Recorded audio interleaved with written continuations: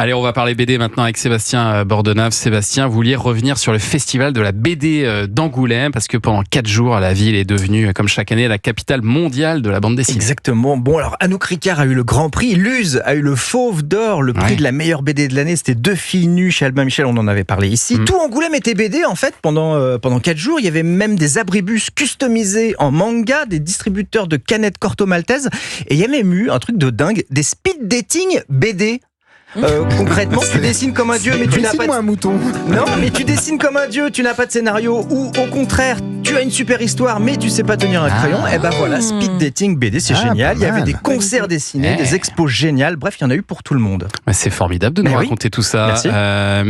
Donc à part ça, à part nous donner des regrets de ne pas être allé à Angoulême, quel est l'intérêt de nous en parler ce matin? Eh ben parce qu'en fait, le festival c'est fini, les expos c'est pas terminé. Il y a une expo vraiment top consacrée à Superman qui va durer jusqu'au 10 mars et une expo sur Posy Simmons. Alors ça c'est jusqu'au 15 mars. Donc on peut se faire un petit week-end encore à Angoulême. Il faut se faire un petit week-end à Angoulême pour aller voir les originaux de Posy Simmons. Elle a été Grand Prix d'Angoulême l'année dernière et la tradition veut que celui ou celle qui a le Grand Prix l'année est exposé l'année suivante. D'accord. Posy Simmons, c'est elle qui a fait la BD Gemma Bovary, qui a donné un film avec Anne Fontaine et Fabrice Lucchini.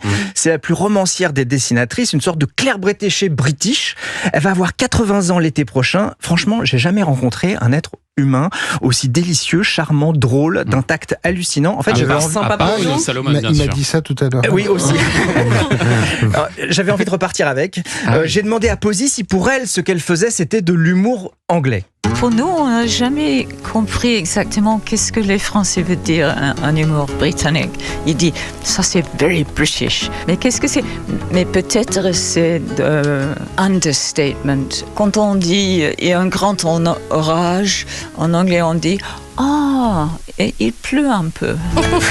Alors, understatement, ça veut dire euphémisme. Voilà, l'expo s'appelle Herself parce que quand elle avait 14 ans, Posy Simmons, elle avait fait une BD pour elle qu'elle avait appelée Herself, une parodie de magazine féminin qu'elle avait emmenée en cours. Elle se l'était fait confisquer tellement c'était féroce. Vous imaginez déjà à 14 ans, on peut la voir dans cette expo, cette BD avec tous ces dessins qui sont d'une poésie subtile. J'ai qu'un conseil en fait, lisez, dévorez, découvrez, redécouvrez Posy Simmons.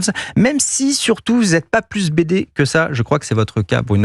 Même si vous avez un cousin qui va sortir La Crevette. Non, si, j'adore, ouais. Et vous avez un cousin qui va sortir une BD. On rappelle. Et surtout, quel est le pitch de La Crevette? Alors, le pitch de La Crevette, c'est une histoire d'amour entre un homme et une femme. Et apparemment, l'homme n'est pas très pourvu par la nature, mais est-ce que ça va suffire pour qu'il y ait une histoire d'amour? C'est plus élégant que tout à l'heure. Oui, en tête, c'était moins élégant. On a l'image de La Crevette. C'est chez Le Lombard, en tout cas. Et je l'ai pas lu, mais elle me fait très envie, cette BD. Très bien, Le Lombard. Le Lombard. Le Lombard, bien sûr. Merci Sébastien Bordenave. Merci je rappelle qu'on vous retrouve tous les samedis et dimanches à 7h40 dans la matinale d'Europe 1, évidemment. Un petit peu de musique.